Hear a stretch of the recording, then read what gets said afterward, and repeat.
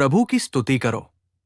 हमारे प्रभु यीशु मसीह के गौरवशाली नाम में मैं होसैना मिनिस्ट्रीज की ओर से आप सभी को हार्दिक बधाई देता हूं। प्रभु आपको आशीर्वाद दें और समृद्ध करें।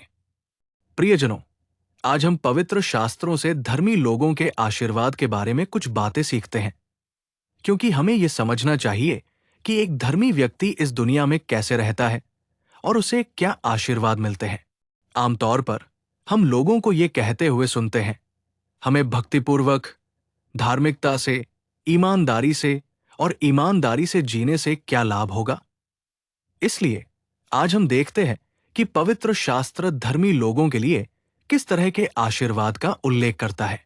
मैं नीतिवचन की पुस्तक अध्याय 18 श्लोक 10 से पढ़ रहा हूं। यहोवा का नाम एक दृढ़ गढ़ है, धर्मी लोग उसमें भागकर सुरक्षित रहते हैं। प्रियजनों, यहां देखें, प्रभु का नाम एक किला है, एक दृढ़ गढ़ है। यह कहता है कि धर्मी लोग इस दृढ़ गढ़ में प्रवेश कर सकते हैं। क्या हमने कभी इस बारे में इतनी गहराई से और पूरी तरह से सोचा है? जब यह कहा जाता है कि प्रभु का नाम एक मजबूत मीनार है, तो इसमें कौन प्रवेश करता है? क्या ये इस दुनिया के धनी लोग हैं, या वे लोग जिन्होंने महल बनाए हैं, या वे लोग जो उच्च पदों या पदों पर हैं, या वे लोग जो कुलीन परिवारों में पैदा हुए हैं?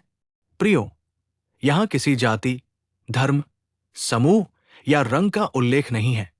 नहीं, ये अमीर और गरीब के बीच के अंतर का उल्लेख करता है, लेकिन यह कहता है कि जो कोई भी इस दुनिया के अधर्म और दुष्टता को त्याग कर और परमेश्वर की धार्मिकता को अपनाकर धर्म से जीवन व्यतीत करता है, वो व्यक्ति इस मजबूत मीनार में प्रवेश कर सकता है। वहां वो सुरक्षित रहेगा, क्योंकि एक बार जब कोई व्यक्ति उस किले में प्रवेश कर जाता है, तो उसे अपने या अपने परिवार पर आने वाली किसी भी हानि या विपत्ति से डरने की आवश्यकता नहीं होती है, क्योंकि वह उस सुरक्षित किले के अंदर है। कभी कभी विनाशकारी घटनाओं के दौरान सरकार लोगों को आश्रयों में ले जाती है और उन्हें तब तक वहां रखती है जब तक कि आपदा समाप्त नहीं हो जाती। सभी आवश्यक चीजें प्रचुर मात्रा में प्रदान करती है। इसी तरह अगर अधिकारी इतना कुछ करते हैं, तो सर्वशक्तिमान परमेश्वर का नाम कितना अधिक मजबूत मीनार होगा। उस नाम को धारण करके जीना, ये घोषणा करना कि मैं प्रभु यीशु मसीह का व्यक्ति हूं, उसके लहू से धुल गया हूं, उसके नाम में आनंदित हूं और उसका नाम धारण करता हूं, अपने आप में हमारे लिए एक सुरक्षित अनुभव बन जाता है। उस नाम में हम सुरक्षित रह सकते हैं और किसी भी अंधकार, अशुद्धता या बुराई को अपने पास आने दिए बिना सुरक्षित रह सकते हैं। प्यारे भाइयों और बहनों, आजकल कुछ लोग सोचते हैं कि पैसा होने से हम सुरक्षित हो जाते हैं, जबकि दूसरे मानते हैं कि ताकत होने से सुरक्षा सुनिश्चित होती है। लेकिन ये सच नहीं है। वचन कहता है, अगर हम धार्मिकता से जीते हैं, अगर हम खुद को परमेश्वर की धार्मिकता से सजाते हैं, तो धार्मिक व्यक्ति इस किले में प्रवेश कर सकते हैं। धार्मिक व्यक्ति उस किले में प्रवेश करेगा और एक सुरक्षित जीवन का अनुभव करेगा। वचन से ये सत्य कहता है। इसलिए ये विश्वास कि एक धार्मिक व्यक्ति को कुछ नहीं मिलता है, कि धार्मिकता से जीने से वो इस दुनिया में जीवित नहीं रह पाएगा, स्वीकार्य नहीं, और ये एक अच्छी मानसिकता नहीं है। हमें इसे समझना चाहिए।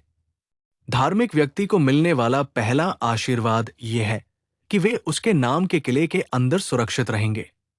मैं आपको एक और बात याद दिलाना चाहता हूं। मैं भजन 37 श्लोक 17 से पढ़ रहा हूं। दुष्टों की भुजाएं तोड़ दी जाएंगी, परंतु प्रभु धर्मी को संभालेगा। प्रियजनों, यहां देखिए, इस श्लोक में परमेश्वर को स्वयं धर्मी लोगों का रक्षक कहा गया है। प्रभु के पवित्र नाम की जय हो।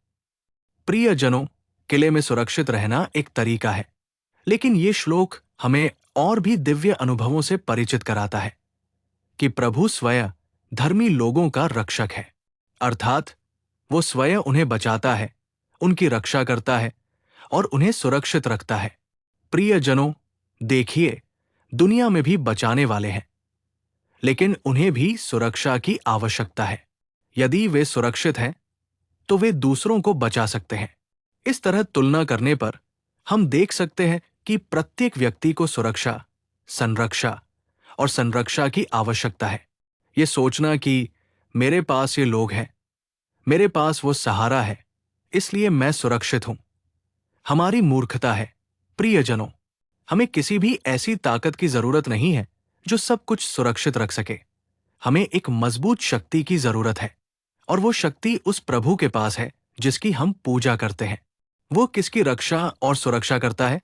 धर्मी लोगों की। इसलिए ये सोचना कि धर्मी लोगों के पास कुछ नहीं है गलत है, और ये सोचना कि धर्मी लोगों को कुछ नहीं मिलता झूठ है। जब यहोवा स्वयं रक्षक है तो हमें सोचना चाहिए कि ये कितना गौरवशाली और महान है। हमारे पूर्वजों के इतिहास में भी हम पढ़ते हैं कि धर्मी लोग आग से नहीं डरते थे, नहीं, वे शेरों से डरते थे। वे मृत्यु और यातना की धमकी दिए जाने पर भी भयभीत नहीं हुए। वे बहादुरी से खड़े रहे क्योंकि उन्हें विश्वास था हमारा परमेश्वर हमें बचाएगा और इन परिस्थितियों से हमारी रक्षा करेगा। वो हमें बचाता है, न कि हमें खा जाता है। वे धर्मी बने रहे और इतिहास के पन्नों में रंगीन व्यक्तित्व बन गए। प्रियजनों, उनके जीवन के अनुभव आज भी जीवित हैं और हमसे बात कर रहे हैं।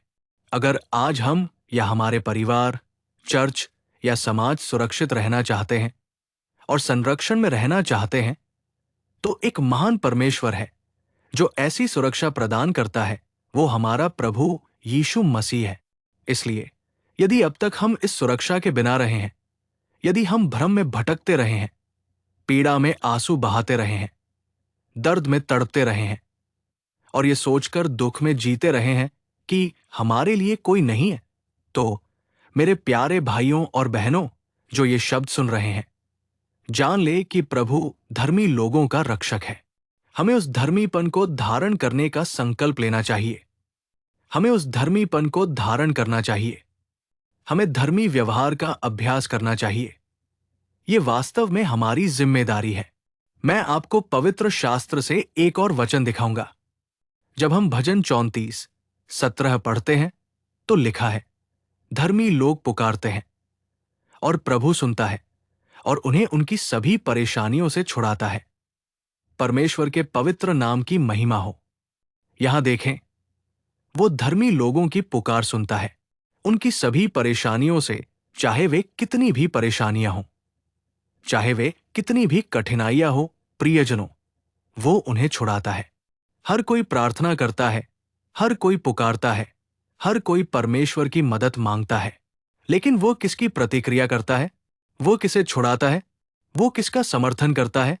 इस श्लोक से जो सत्य प्रकट होता है वो ये है कि वो धर्मी लोगों की ओर कान लगाता है, उनकी पुकार सुनता है और उन्हें उनकी सभी परेशानियों से बचाता है। इस संसार में कोई भी व्यक्ति बिना परेशानियों के नहीं है। जिस प्रकार हवाएं भी उतनी ही होती हैं जितने पेड़ होते हैं। कुछ परेशानियां, कुछ परीक्षाएं, कुछ कठिनाइयां अवश्यंभावी है, लेकिन हमें एक ऐसे परमेश्वर की आवश्यकता है जो हमें इन सभी से मुक्ति दिला सके। क्या ये इसलिए नहीं है कि कोई मुक्तिदाता नहीं है कि हम बहुत से लोगों को थकेमांदे, निराश होते और अनगिनत गलत काम करते हुए देखते और सुनते हैं? हम मुक्तिदाता तक पहुंचने में असमर्थ क्यों हैं? हम मुक्तिदाता परमेश्वर पर भरोसा क्यों नहीं कर पाते? हम मुक्तिदाता परमेश्वर पर भरोसा और आराधना क्यों नहीं कर पाते? क्या ये एक प्रश्न नहीं है?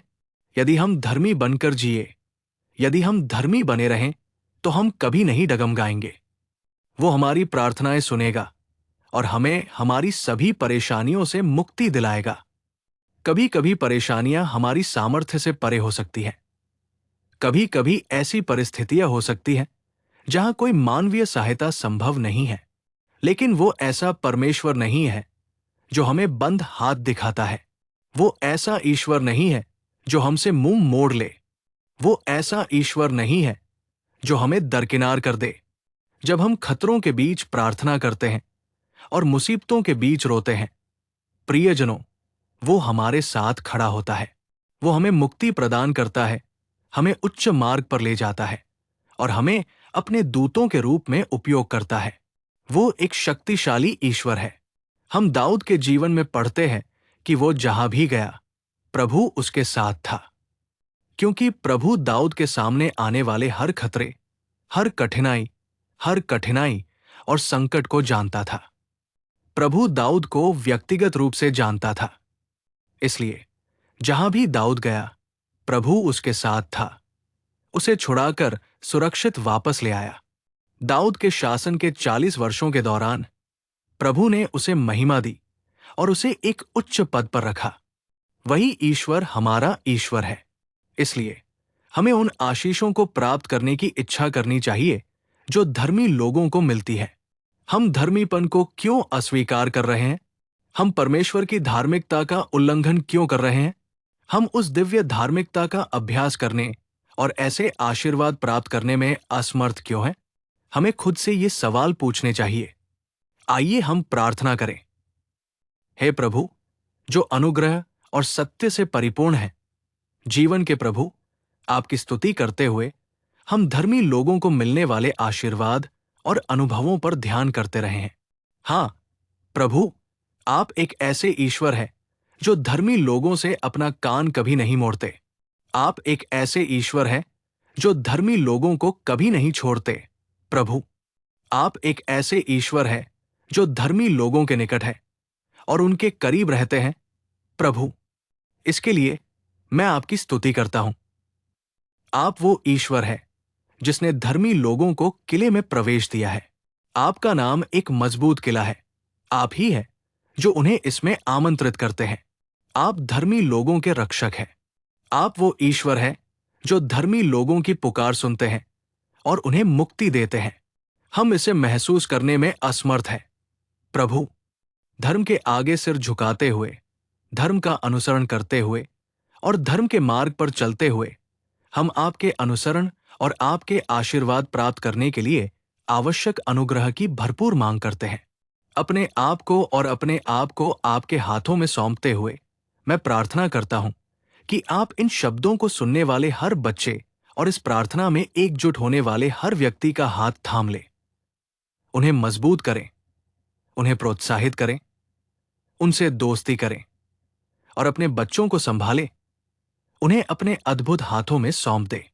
मैं प्रार्थना करता हूं और ये सारी बातें यीशु के नाम पर मांगता हूं। पिता, आमीन, आमीन। प्रभु आपको आशीर्वाद दें और समृद्ध करें। मेरा परमेश्वर इस पूरे दिन असाधारण अनुग्रह के साथ आपके साथ रहें। आमीन। दैनिक अनुग्रह संदेशों और अधिक आध्यात्मिक संदेशों के लिए हमारे YouTube चैनल को सब्सक्राइब करें।